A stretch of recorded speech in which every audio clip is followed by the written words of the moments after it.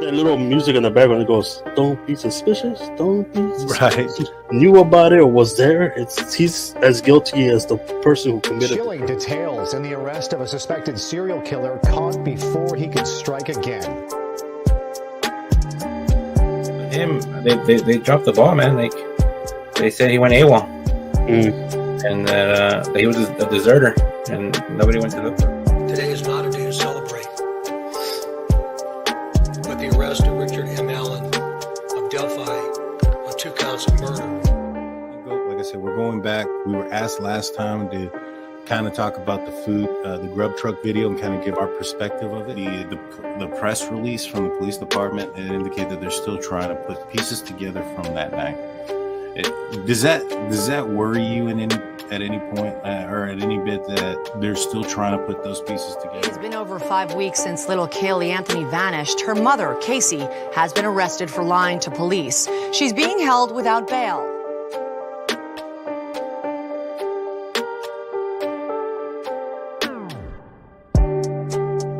Hey, greetings from the year 3000. It still sucks. This is Philip J. Fry, and you're listening to The Drunken Turkey Show, your one-stop for this sort of thing. Hit that button, like and subscribe. You know what to do, just like every other podcast. What's up, everybody? Welcome back to The Drunk Turkey Show. I'm your host, Daniel J. Alongside with me, as always, Big Blue and Halyna. Boys, how you guys? Well, first, before we start, I want to say thank you to all the new subscribers.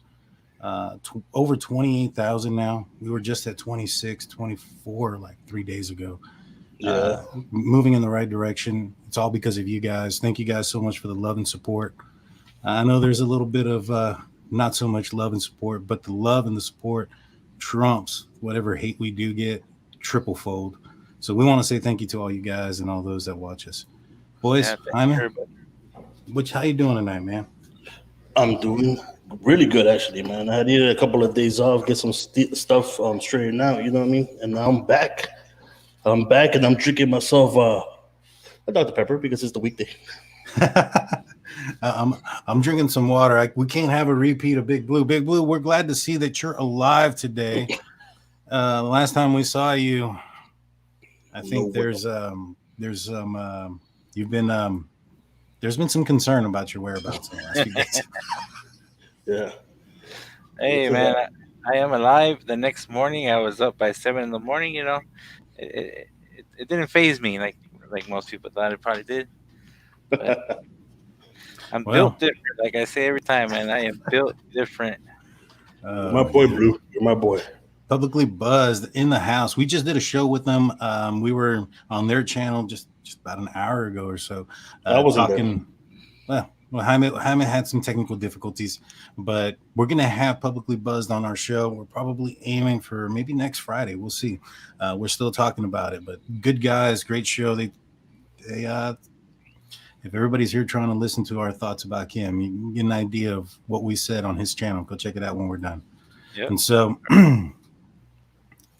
anywho's, back to the content. So today we're going to be talking about Alec Baldwin and the situation that he is currently going through. Apparently, he is being charged with involuntary manslaughter in the state of New Mexico, which I believe carries only a term of like 18 months in prison. I could be wrong. Correct me in the live chat. We're not from New Mexico, so we could be a little bit off on that. But first and foremost, were you guys surprised? And it's been a while, so kind of just real quick.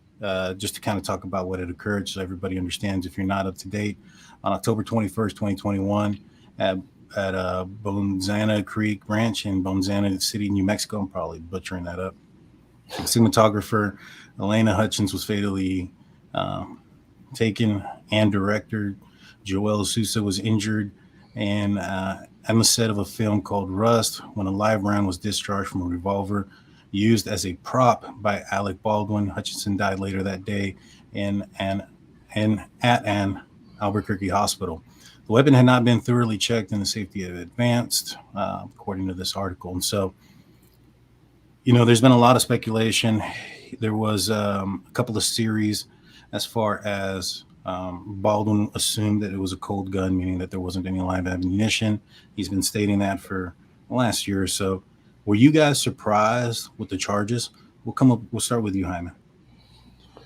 Um, Look, there's been a lot of accidents in other movies, and you rarely hear that they get charged. I mean, the last time I heard someone actually getting charged was, a criminal case was with John Landis when they were filming the Twilight Zone movie. Uh, Mhm. but ever since then, I don't think at that time they got acquitted from those charges. So, like, since then, I haven't heard anything about someone even getting charged with manslaughter, especially for considering supposedly that's an accident. Right. Well, I mean, it's definitely an accident that could have been avoided. I'm Hmm. not surprised that the armorer isn't charged, but I was a little bit taken back by the fact that the actor was, uh, to a certain extent. I Yeah. mean, when you're using a weapon that has the possibilities of containing a live round, you should check that weapon at all times. Now, it'd be one thing if you thought it was a prop gun that didn't have the capabilities of firing anything. That's a different story. But if he was aware of the possibilities that a live round could go into it, he needed to check it. Big Hmm. Blue, what were your thoughts? Yeah, I mean, I was surprised that they're actually charging him with something. I understand, like the movie company getting fined, Hmm. but I also do see the point where the family does need a little bit of justice. Um, so let's see what happens, man. Hopefully, you know, I saw somebody who did a plea deal. What was it? Hmm. Yeah. So we'll see what they do. I think somebody put on there because it was a gun. It could be up to 5 years, but I swear the report said 18 months was what they were trying to get. Right. All right. So this is here pictured is Halyna Hutchins. She's the cinematographer, basically the person in charge of all the shots and the camera angles and things of that nature on the set for Rust. Um, so it's kind of important that we get to know the players, so to speak. So that is Elena. This is the director, Joel. This is Alec Baldwin. And this is the armorer, Hannah Gutierrez Reed. Hannah Gutierrez Reed is she's the daughter of famous and well-known Hollywood armorer Thel Reed. He's credited with movies such as 1997's L.A. Confidential and 2006 Miami Vice.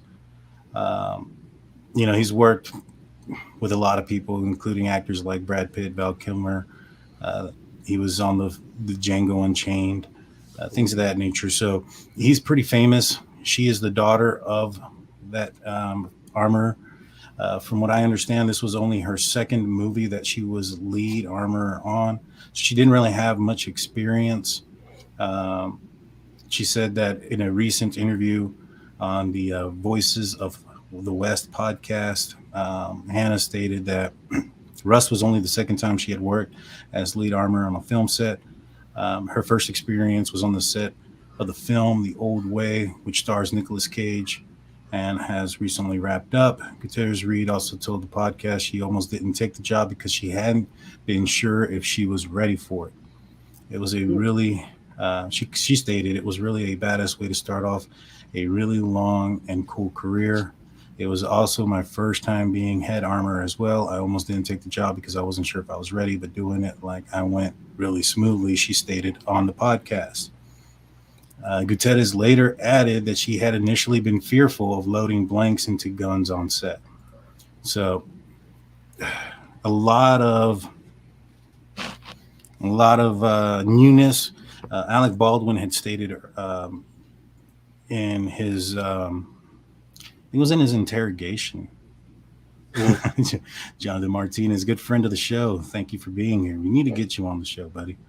There was a lot of Alec Baldwin had came out throughout after this incident and also in his interrogation, where he stated that this was a low budget film, Hmm. and that some of the people that might be one of the reasons why they got somebody so inexperienced. Yeah. Do you think that was probably one of the biggest mistakes, was just hiring somebody with such little experience? Yeah, I think so, man. Especially when you're gonna have weapons. involved. You know what I mean? Right. It would have been a different story if it was, knives or whatever, but something sharp. But when it comes down to weapons, you can't be too careful. You know what I mean? Yeah. No, Never, even if you know for a fact that it's not noted, you never point it at someone. Yeah. You know what I mean? for sure, for sure. Um, and everybody, could I get everybody to hit that like button? It would really help us out. Thank you so much. So, yeah, no, for sure, man.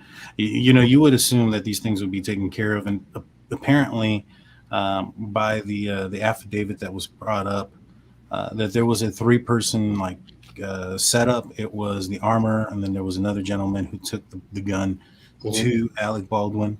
He informed them that the weapon was cold, and then it was his responsibility to check it, and he didn't. Apparently, he claims that this portion of the film, and this is kind of where I get a little bit confused about, because he says that it's a cold round, that there's just rehearsal, and that it's not to be filmed, or it's not going into the film. It's just a rehearsal shot to see where they're at. But yet, when he's in his interrogation, he's asked where the armor was. And he said that she was outside of the church because they didn't want her to be on film. Mhm. If this was just a practice session, why would she be outside of the church? Yeah, true. You get what I'm saying? Yeah. Now, there's been a lot of speculation behind this case as far as motives and things of that nature. And the only one that I could find that was kind of odd, that was somewhat realistic, was that there was a strike that was occurring during the time of this filming, and it was and Miss Hutchinson was a member of the union that was going on strike. It was she was a member of the International man, I'm really stuttering with that word. Cinematographers Guild and the International Alliance of Theatrical Stage Employees. It's a labor union that represents the entertainment industry's crew and technical workers in U.S. and Canada. And they were going into strike over the working conditions just around the days of right before her passing. Mhm. And Alec Baldwin was very much against that strike.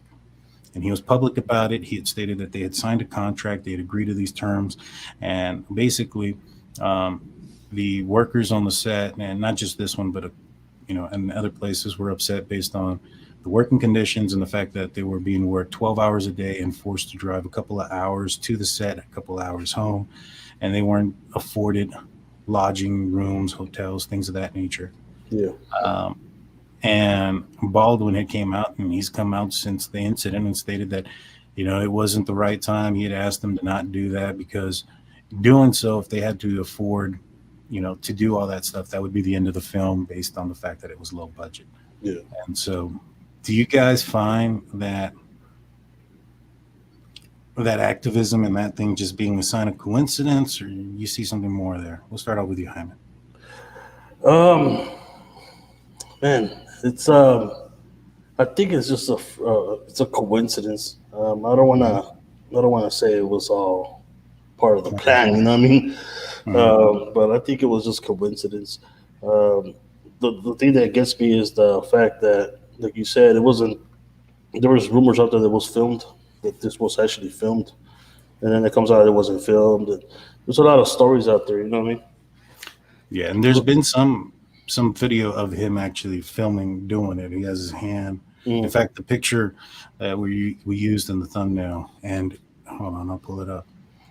Let me pull it up real quick. This is a still image from right before he accidentally, or the weapon discharged. Now, one of the big issues when it comes to this case is Baldwin claimed from the get-go that he never pulled the trigger. Right? Given the fact that he assumed that it was a cold gun, it was a prop gun, it was a fake gun, or didn't have live ammunition, why would that make a difference if it wasn't supposed to be real? What do you think, Blue? I think, well, one thing is like he said he never pulled the trigger, but when I watched the interview video, he did admit he cocked it back. And if anybody knows a handgun like that style, if you cock it back, it's got a hammer. Even if you cock it back halfways and let it go, if it hits the rim of that bullet with that hammer, it's gonna strike it and it's gonna fire. Hmm. So I'll tell you guys a quick story. Back in the day when I was in training one time, we were using simunition weaponry, which was dummy blanks and dummy rounds, which had a soft plastic tip to the end of the ammunition round. And we were doing an exercise where we were clearing a building, and we were using revolvers in the exercise. And the guy in front of me, his his name was Jim. We were standing in line, and I had cocked the revolver. Right, we finished the exercise, cleared the building without any issues, and I was uncocking the weapon. This was early. I was still a rook. The hammer slipped out of my thumb when I was trying to put it back. Fired the weapon, and fortunately, it was just a plastic dummy round. Mhm. But it shot him in his right butt cheek. He jumped up because that thing hurts like about twice as much as a paintball gun. And he jumps up, and he was like, "What the f this that right?" And I'm like, "Dude, my bad." And I was like, "Man, at least it's here now when we're out in the field, you know." Yeah. And so those things happen. I mean, especially if you're not trained in weaponry of the gun coming off, which, you know, in this situation here, there should have never been a live round anywhere on this set, right? And so accidents happen, especially when you have somebody who's inexperienced in handling weapons and somebody who is not going through the right protocol of checking the weapon. You know, he stated in his interrogation that he didn't check the weapon because he didn't want to offend the armorer. Basically, like, you know, I don't believe that you gave me a non-live gun. But, you know, the ammunition looks different when you're looking at a simunition round, a dummy round, when you're looking at a blank, things of that nature, a hollow point, a full metal jacket. All those things look completely different.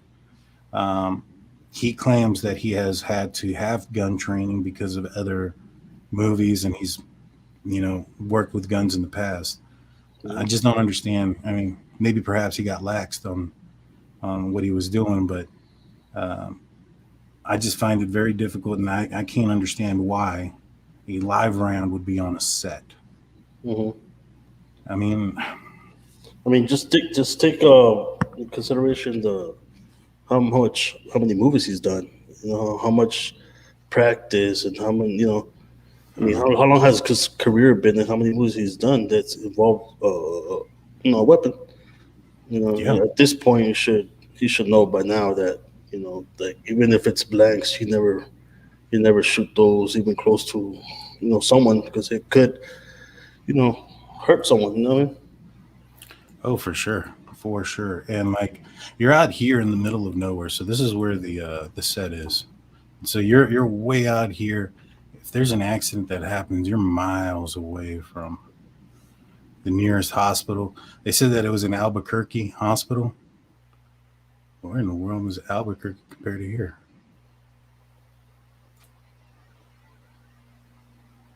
Santa Fe's up there. And so, yeah, they took them a while. I probably should have posted where Albuquerque was, but you know, the nearest town was Santa Fe, and that's not a big place. I've driven through there before, and so they needed some. They needed. She was hit, I believe, in the shoulder, and then the round went through her lung, and then outer shoulder, and so she needed to be helped immediately. Mm-hmm. But this is where the set is. Let's get a close look on it. There's a pinpoint image here. Yeah, I think the budget, like you said earlier, did, you know, they did some budgeting, and they didn't have that chain of command, so to speak, where you have 2 or 3 people checking the gun before it's being used, including also like stunts. You know how the stunts go, where they have to check harnesses and make sure everything's safe. Right. They probably cut back on that too, just to save some money and use it somewhere else on the set. It could be it too. Yeah, and I mean, like, it's an unfortunate accident. I mean, that's what it is, and somebody has to pay because they should have done their job. I would have leaned more towards the armor, but everybody that put their hands on that weapon should have checked it. Mm-hmm. You know, and that includes the second person. Do y'all know if that second person is getting charged? Let me look at this real quick. Because I read here that there was safety complaints and a walkout because of it. Where was it? So, in the beginning of Rust production, amidst the potential strike, members of the International Alliance of Theatrical Stage Employees, there was a strike over working conditions and low pay. October 4th, it was announced that IATSE members voted 98.68% in favor of authorizing a strike. So a strike was coming. With a voter turnout of 89.66% of eligible voters, Halyna Hutchins supported the IATSE. She wrote in an Instagram post, standing in a solidarity with our IATSE crew here in New Mexico on Rust. So she was very active about this strike and about the protocols that were happening. Now, according to this article that I'm reading right here, it says some crew members claim firearm safety protocols were not distributed with the call sheets and were not strictly followed on set. They claim the medic was absent during the construction of the film set. Furthermore, crew members got upset with what they claimed was a lack of adequate hotel rooms. Crew members alleged producers would only allow local New Mexico crew courtesy room rentals after working 13 hours on the clock. Some claimed that they were only left with 6 hours to sleep after long drives home. However, a source close to the production said that the union contract indicated hotel would be provided if the travel distance was more than 60 miles, and that the producers would provide a hotel crew after 13 and a half hours or more on set. The source also claimed that the hotels were provided to the crews on days they worked 10 to 12 hours if call times was before 6 a.m. and production wrapped after 7 p.m. So it did seem like they were trying to help out as much as they possibly could as far as hotels and rooms and board. Could they have done a little bit more? Probably so. Could they have worked them a little bit less? Probably so. But when you're looking at a low budget film, you're asking a lot of people to do a lot of different things. Yeah. Their goal is to make it as quickly as possible to spend the least money. Yeah, exactly. And so it's the other thing is that I don't know if you guys found it odd. During the body cam footage, he continually asks the police officer if he can go take his, wardrobe off and go back and meet them at the police station. In street clothes, so to speak. And the guy's like, no. And the reason why is he maybe potentially have some type of evidence on him, things of that nature. They're going to want to take his clothes from him. He probably wasn't aware of that. I don't think Alec Baldwin has been a person of interest in a crime of this type of situation before to know. Has he, Halyna? I don't know, man. I was just thinking about this. You mentioned that interrogation. I remember seeing the comments on that, man. There was this comment that made me laugh out loud, and there was a comment that said, I don't know if I should say here, but whatever. What's it called? It said that this, I was like, I stand 100% behind Alec Baldwin because standing in front of him is too dangerous. And that was horrible, man. That was horrible. That was horrible. When it was like the highlighted comment, right? Yeah. So I was like, but I don't think he knew that, like, the procedure when it comes down to, like, the police actually checking for evidence or whatever. I think it was just like random, like he wanted just to feel comfortable, I guess, in his own clothes. I don't think that was nefarious or anything like that. So let's try to put our heads together on this. Why do you think, or is there logical reasoning behind the possibility of a live round getting into this this set. The one that pops out to me firsthand is that they went and bought a gun cheap somewhere, and it was already in the gun, and they never took it out. Um, how far along was the filming before this happened? Do you know? Let's see. I'll look it up real quick. Because if that's the case, and that weapon itself has been used in other scenes, then it should have not been. That should have been not been the case, you know. And first of all, there shouldn't be any live rounds anywhere near a movie set. No, I agree. Well, I do think that in some movies they do still use the live rounds for certain scenes. You know what I mean? Um, if it's a low budget movie, you're not gonna have the CGI guys there to be able to, if they're pointing at something and shoot it when they're practicing to blow the bottle up. It costs money, so they use a real gun, real bullet. I think that's one reason why they could be on the set. Yeah, I see the. I was watching this movie a while back, and I guess they kind of put like CGI for the muzzle flash on one of the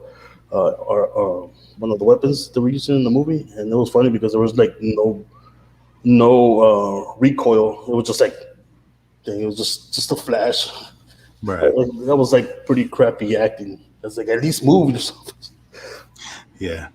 The thing this says is that this was a 21-day shoot, so they were only going to shoot this entire movie in 21 days. Oh, So man. yeah, that sounds pretty fast. Yeah, I think that's what it is. I think that just, I mean, no live round should have been on the set, but maybe that is true. Maybe it could happen that they did get a weapon that already had a round in it. They didn't check it because of the budget. They didn't go through the those safety tiers, and it happened. But like, it just it's weird that it happened to the person that was really adamant about the strike, right? Yeah, the union leader, the person who was saying that employees weren't getting, low. There was horrible work conditions going on. In fact, the following month there was a spider bite that I think a person ended up getting had to go to the hospital for. He got bit by a brown recluse spider out there, and so they're pretty far. They're pretty far, but yeah, no, this place is. You're absolutely right. I think that you have a low budget. You have a lot of people trying to do things very, very fast in a short amount of time. That's going to lead for some mistakes, and then you add inexperience into that. Mm-hmm. Somebody who hasn't been on a set or been an experienced person for more than just had been a lead at one point. I understand that she was trained by her father, and her father was a very famous and well known for being an armorer in the industry. But at the end of the day, that reputation doesn't roll over. You know what I mean? You got to make Right. your own reputation at that point. Yeah. yeah, He got her foot in the door, but she has to be able to maintain it in there. right. What are your thoughts on the fact that she seemed remorseful, Anna Gutierrez-Reed, the armor. However, in the body cam footage, one of the things that she says is like, or in the interrogation as well, she's like, when they asked her what she does, she's like, I'm the armorer. Well, I was. And then when they're interrogating her, she's like, I really fucked up my career or something of that nature. Mm-hmm. What are your thoughts on the fact that she was more concerned about her career than at the status of the persons that were injured at that moment? What do you think happened? I think it's probably it took her a while to realize the what's it called the severity of the incident. You know what I mean? Yeah. I mean, not everybody. Sometimes when something happens to one of us, it takes a while for it to register, especially like somewhat like in the shock. You know what I mean? Right. Oh, yeah. And so this is the police cam footage that we're looking at right now. They're taking pictures of Alec Baldwin and his attire, making sure. I mean, I'm pretty positive they would have done a gunshot residue test on his hands, on his person. I would have also have checked the armor. Well, I mean, they're handling these things, so there is that possibility. Yeah. Let me see if I can put some sound to this real quick. I'm pretty sure the blanks are also going to have a little bit of gunpowder just to make the popping noise. Yeah, I mean, look what happened with Brandon Lee, right? I mean, it was in '93. one of the dummy rounds got stuck or something like that in the barrel, and whenever they put another blank, it actually had enough force for it to shoot out through the barrel and hit Brandon Lee in the abdomen, you know, Right. and it killed him. You know what I mean? Yeah, no, for sure. And Alec Baldwin brought that up. He brought up Brandon Lee in his interrogation. He brought up another person that was also, taken on set from a weapon that drilled something or something came out of it. Mm-hmm. So he brought up those situations, um, and he talked about, he felt, or their question was there a live round in the weapon? And that was what his not main concern was, but that was one of the biggest concerns that he had. And he's I was at the range one time, and one of the guys was shooting, and I don't know how he did it, but he split the barrel of his gun wide open. It blew up on him, but lucky it wasn't at the handle; it was at the barrel part. Mm-hmm. So that stuff happens, man. Sometimes the bullet, something's wrong with the bullet. The projectile goes wrong. And I thought one time something happened to me one time when I went with my brother. So we were shooting his Tauruses, and one of the hot shells ejected from the gun and landed in my shoulder, landed inside my shirt. I felt the hot pain in my shoulder right away. I was like, "What the heck happened? Did I get shot?" I didn't know what happened, man.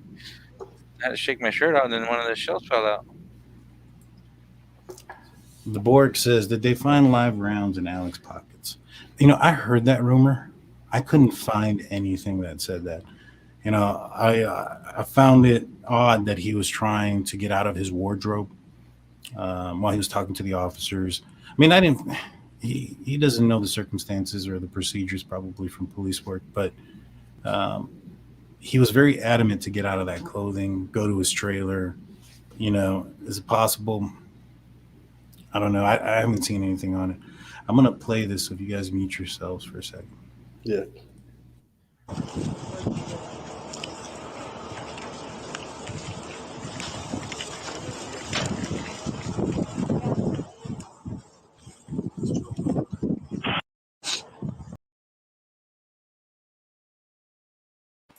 I think I had read somewhere else one of the issues was because of the area or whatever. It took a while for that helicopter to get there, Mm-hmm.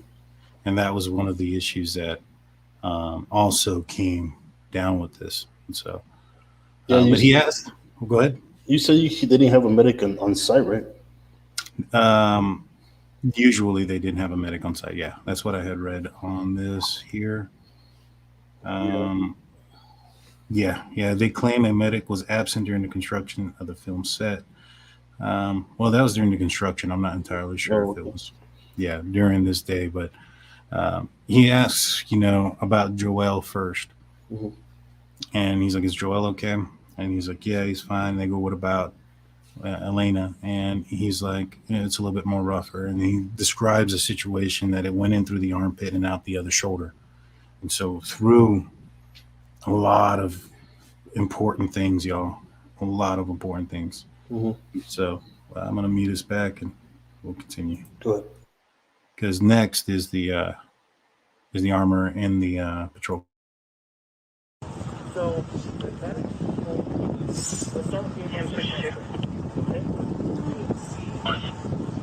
Why don't you stay out?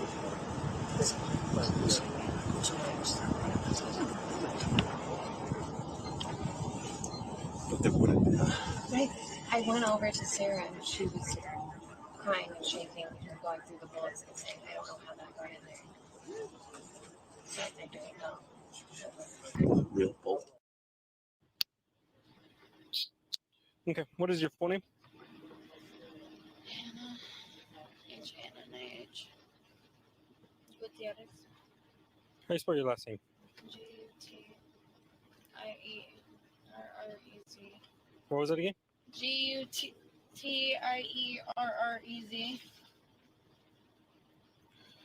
Your date of birth?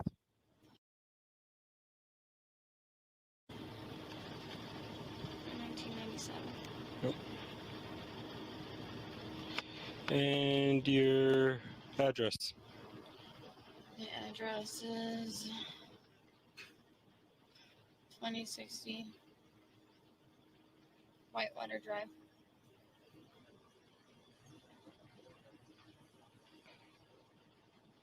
Bullhead City, Arizona. Sorry. That's okay. Forgot where we were. What's the zip code? 86442. Okay, and what is a good telephone number for you? The telephone number is 928 444 3555. And your social security number?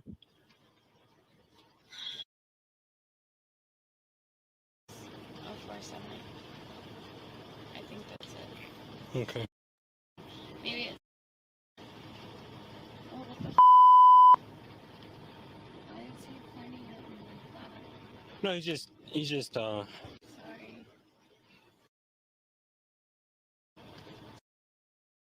So 478. Yeah. okay. He said Hannah Gutierrez, 1997. Your address is 2060 Whitewater Drive, Bullhead City, Arizona, 86442. What's your place of employment? Here? Here. What's the name of the? Rest. Is it like a video production or? Yeah, it's Rust Productions LLC. Yeah. What's your job there with them? I'm the armor. Or at least I was.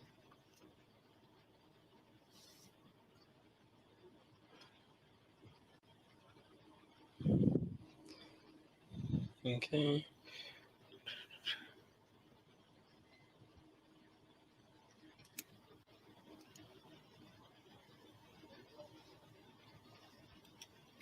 And your telephone number again, 928-4.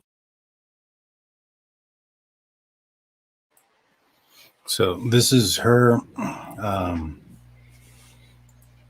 basically saying that, she does start crying in a little bit, and there is, that emotion or whatnot. She's not that callous, but, it starts off kind of like, what do you call it? Like she just kind of cares about her job. What do you guys think? Yeah, the reaction she had was a little bit weird, to say the least. You know what I mean? It almost kind of looked like she was bothered answering all these questions. You know what I mean? Yeah. But maybe she was just in a kind of a shock too. I don't know. Maybe there was something in her system. Yeah, I mean, she probably feels a tremendous amount of guilt. You got to think that perhaps that this shooting or whatnot is, and she probably feels responsible. I mean, she's the armor. This is what her job was, to ensure the safety of the set and the crew from the weapons that she was supposed to secure and maintain. Mm-hmm. So this is the part where Baldwin talks about removing his clothes and wanting to go change so much. Detective Roy Arndt. Nice to meet you, sir. Yeah, if we could have a chat over here.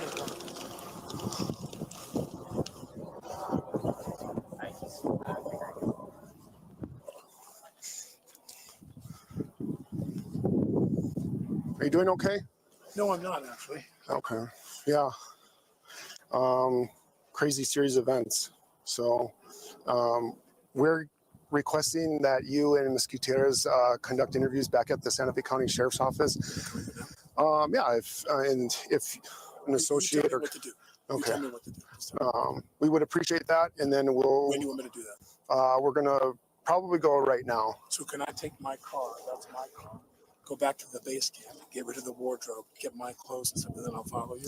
Yes. I think no, that's okay.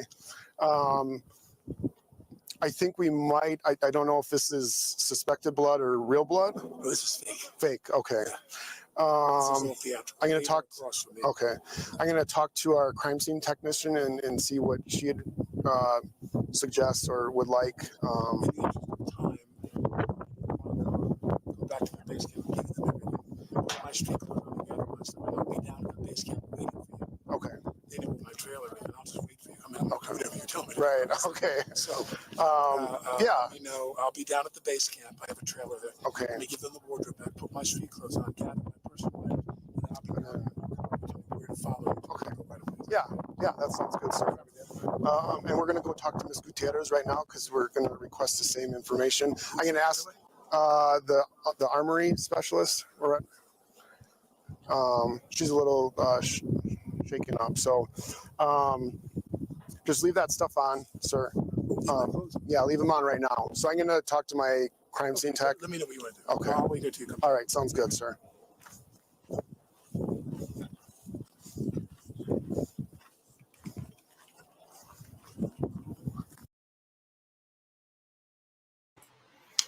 So one thing I don't understand is why there isn't an officer accompanying him throughout the entire time. You know, there was rumors and stuff that he had ammunition in his pockets or whatever.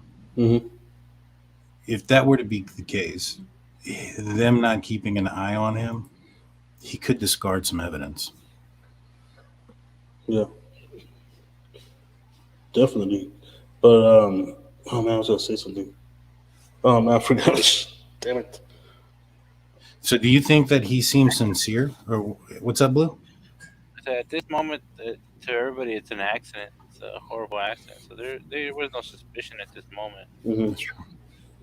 We didn't hear about the strike and all that stuff until later. Yeah.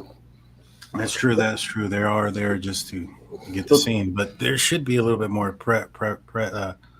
preserving of the evidence. Go ahead, Jaime. Oh, I froze there for a little bit. No, what's it called? There was a lot of neglect on that filming. You can tell right away. From cutting down jobs and trying to stay on budget. I think that neglect just was asking for something bad to happen. Right. And not just in this set, but on other sets too, where the budget's not so high, they try to make everything as believable as they can. It's accidents do happen, but in this case, like the fact that they're actually charging two people at one point, right? I think one of them took a plea deal, right? The third one, yeah. Right. The middle one, and they're charging him with manslaughter, involuntary manslaughter. Right. I don't know if they have more of evidence that he did actually do this on purpose, or because I remember he said that he did it. He was claiming that he did not pull the trigger, right? That it went off itself. Right, and there's been a lot of gun experts that have come out that talked about what he was doing, because he claims that he was fanning the gun, which is where you pull the trigger and you can hit the back of the hammer and it'll pop, pop, pop, pop, pop, right? But in order for that to happen, you have to have the trigger pulled. It doesn't happen unless you can't pull the hammer back and then it go off. Even in the moment that I was talking about while I was in training, where this ammunition round went off, I had to grasp the hammer back, pull the trigger, and then slowly put the hammer up, which I've done multiple times. But in that day, I was young, inexperienced, and in training, and the round went off. Now, because everybody had to check every single round before, like anything on your person, what you had as reloads, what was in the revolver, or the revolver reloads. Sometimes we used it with our rifles. Sometimes we used it with our semi-automatic weapons. And so all of those were, you had to be checked every single round. Like every round was taken out of the magazine. Every round was taken out of the revolver. Checked, double checked, not just by you, but by another person as well, put in and good to go. And so clearly that wasn't done on this set. Because when you look at the different types of rounds that they are, they look different. Dummy rounds, and some of them are ammunition rounds, are usually a different color. You have blanks. They're missing the lead at the tip, and it's just kind of crunched together. Yeah. It's sealed. It's almost it's kind of sealed, right? Right. And there's a little hole, I think, that allows the gas to exit out of it. But for the most part, it's it looks like a crimped end piece, right? And then you have a live round, which is, you could see the lead on the tip of the bullet. If you have a hollow point, then it's the lid point, but it's encaved. And so, an armorer should know the difference between the type of rounds. Yeah. Big Blue's going to be leaving us because he's going to work. Thank you so much, Blue, for being on and keeping your clothes on this time. We appreciate it. I missed out on that one. Thanks for the member, guys. Thank you, everybody, for being on. And there was one question I saw earlier that I wanted to answer. Somebody said, "How are we dealing with all the hate that we're getting from the videos that we put out?" I guess I'm living my day by day. It comes and goes. In 1 year, out the other. Y'all have a good day, guys. Yeah, have a good one, Blue. Thank you for joining us. And so, anywho, this case here. Whoa. Oh man, whoa, Blue. That's for members only, guy. Yeah, man. Thank you, Paul Bird, for the $10 super chat. We truly appreciate it. Thank you so much. We're not going anywhere. We're going to be staying here.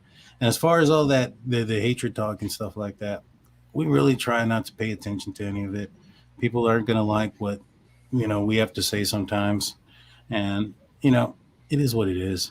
My goal here on this show isn't to change anybody's mind or persuade somebody to do something some way or to hate on another person or another channel or another group. That's not what we're trying to do. Mm-hmm. Right.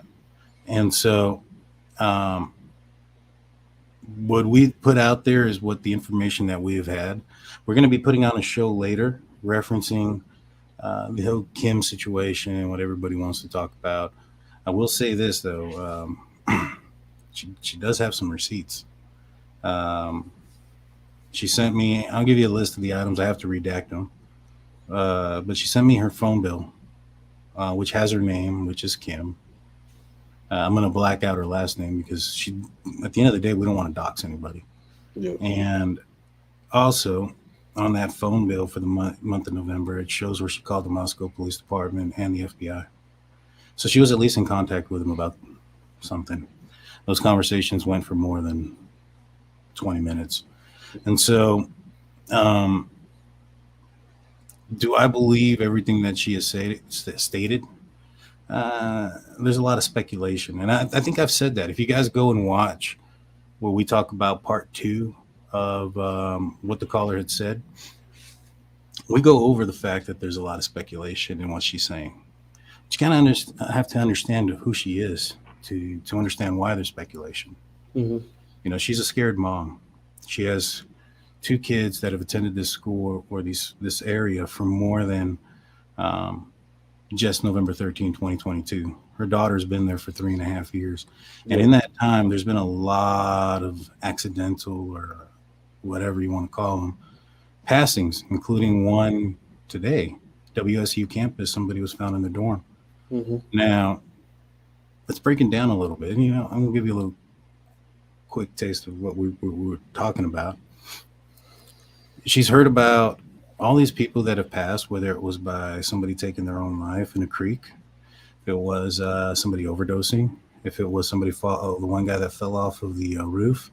You have the massacre that happened with the Idaho 4.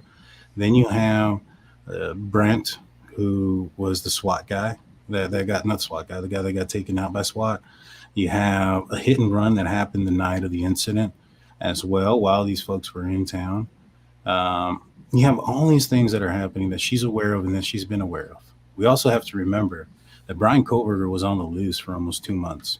Mm-hmm. And nobody really knew who the person was. There was a lot of speculation. In fact, many of these folks who are hating on us or whatever the case may be speculated that it was one person or another, which since Brian Koberger's name wasn't out at that time, they were wrong.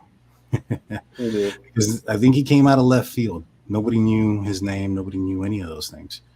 And so a mother who has 2 kids there with all this stuff that she's been hearing for 3 years, because you also have to remember her daughter's part of Greek Row and has been Greek Row for 3.5 years. If you don't think that she's doing her own investigation and speculation and watching Reddit or 4chan and those type of things, if you don't think somebody would do that, then I don't know what to tell you. But she did. She looked into all those things. Now, two things can be right. She can look into all those things because she's a concerned mom, and she could have been told some information by her daughter about things, and she can put some, points together and connect some dots, so to speak. Mhm. I think a lot of us have connected a lot of dots, and many of us were wrong.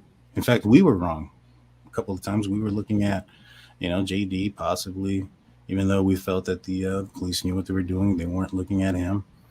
Um, but with that being said, two things can be right, Yeah. and you know when it comes to vetting, and I asked this on the publicly. Um, oh man, we're just on their channel. I apologize. Let me go look. Publicly buzzed. I'm sorry about that, guys. We're just on their channel, and I asked him. I was like, "Hey, so," and I ask you, Jaime.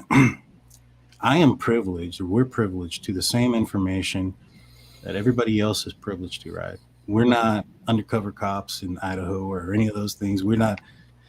We don't have all the evidence, and so when somebody calls in and says that they're a certain person, what all can we vet other than the fact she is who she says she is? Right. Yeah. No. Yeah. Um, when it comes down with Kim, I believe she means well. Mhm. I believe she's a concerned parent, for the safety of her children. I Mhm. believe the emotions took hold. She played her emotions played out, and I think she just needs some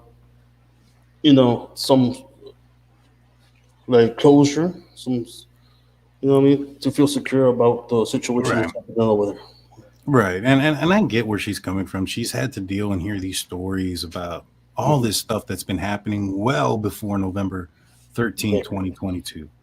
We have to remember how long her child has been a student up there.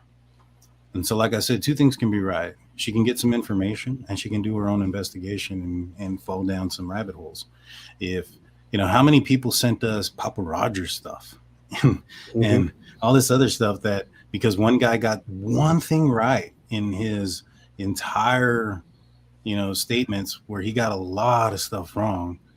And then he even posted after Brian was arrested, and we showed that post. He was supposedly fishing and caught trout or something like that. And then his account, he deleted his account. But all these people were thinking that Papa Rogers was Brian Koberger. Like or the caller on T Rev's channel, who ended up calling T Rev back and after Brian was arrested because T Rev came out with that. Like we can only take the calls and vet the people as much as we possibly can. Yeah. Now, she is who she says she is. She is a mom that lives in Washington State who has two kids that attend Washington State University. And one of her kids does attend Greek Row and is part of a sorority there with WSU. And that her son also was in a pre-law there and has Hmm. moved from that school to another. And so those are true things. The rest of it, I can only say what she told me, and I can Hmm. only go based on the facts and what correlates with what's on the probable cause affidavit. But before I move forward, I want to say thank you so much, Tina Cuevas, with this 49.99 super chat. We appreciate Thank you. you. And then we also had another one from Samantha Leon for 199 super sticker. We appreciate you. Nice. Thank you. Thank you very much. And so, and the other thing was like, so she's a mom. She's going through all this, and she has her ideas. And when I was talking to her and I came out with my part two of what she said, I told everybody, you got to take what she says with a grain of salt because she did her own connecting of the dots and she did all this stuff. Now, there's a difference between what she speculates and what she says she was told. Now, what she speculates is a whole bunch of different things that I haven't given much time and thought into it because that's not what I'm here for is speculation. What she was told hasn't changed. And the things that she was told was that sorority kids were called before the police were. Probable cause affidavit says that the victims called the summoned friends, right? Hmm. She said that that they'd seen somebody inside the house at least one person, possibly multiple people outside. Probable cause affidavit says that the victim saw at least one person in the house. Doesn't mention anything about multiple people. But when you look at the map, Brian Kohlberger was coming from west side of town towards the east, based on where he got located at on the 700 block of Indian Hills. When if he was coming from Pullman, Washington, he would have been coming from the east heading west. So the direction of travel doesn't make sense. Last time he spotted in Pullman was at 247, and then he spotted at 326 on the 700 block of Indian Hills. That's about a 15-minute drive, and yet it's well over 30 minutes. So where's the other 15 minutes coming from? And then when he leaves at a higher rate of speed on southbound at 420 on Willenta Drive, his phone turns on and pings him 10 miles south at 448. Well, he's only 10 miles south. Why did it take him 28 minutes to get there? Now, could he have been dropping evidence off somewhere? Of course. But he's also not seen on that last camera heading out on 95 out of town in the direction of where his ping set up. So maybe he went a different direction to get out of town. And if he did, maybe because he was dropping somebody off. I don't know. Then you look at the words that they used in the in the sealant of the warrant. They said that they could endanger law enforcement. Kim had told us that this man was a possible intern, Brian, that is, with WSU Police Department based on the course study that he was taking. That was a prerequisite. It was understood that he had to have applied in the spring to start in the fall.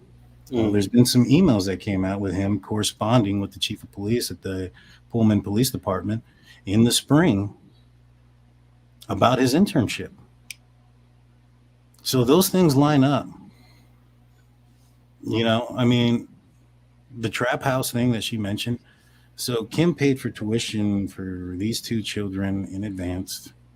Put one of them on sorority and Greek Girl, which has its own tuition every year or semester.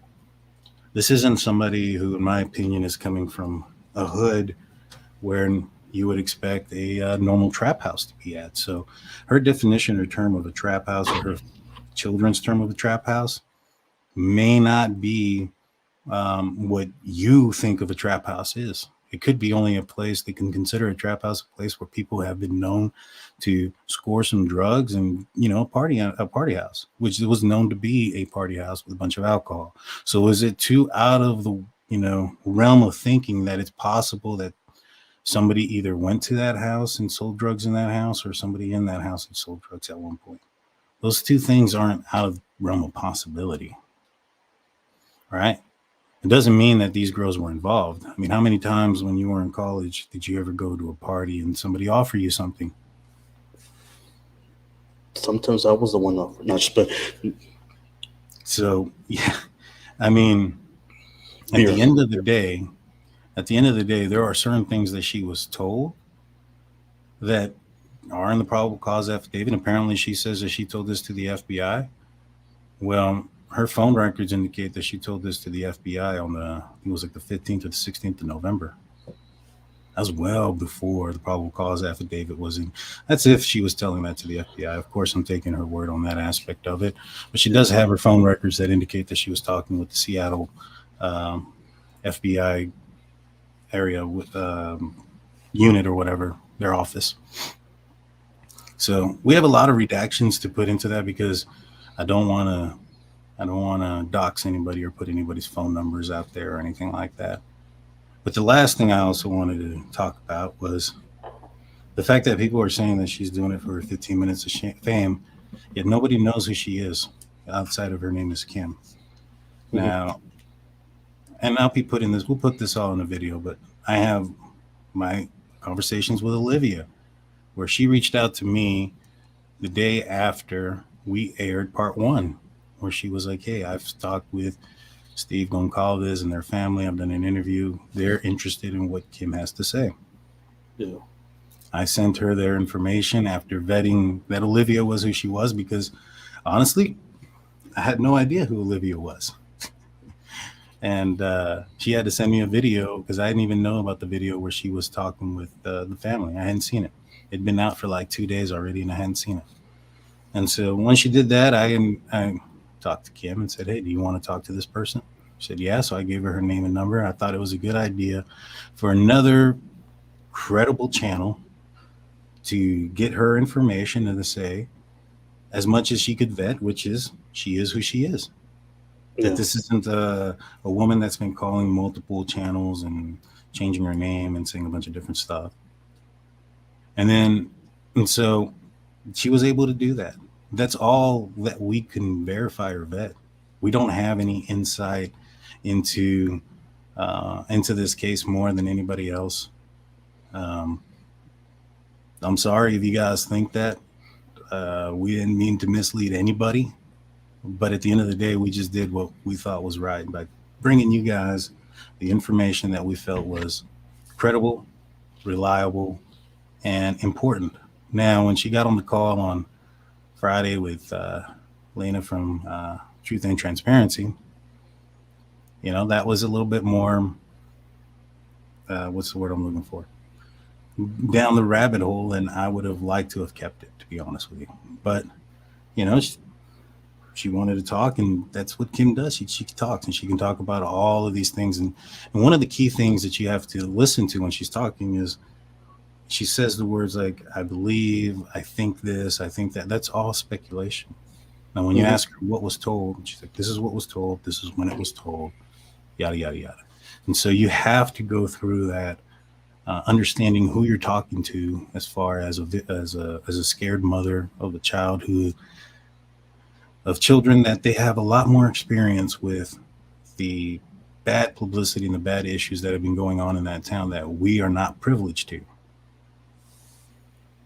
That is what it is. Yeah. And so a lot of people say that, she was the same color as this person and that person. Some folks have sent it to me. I've listened to them.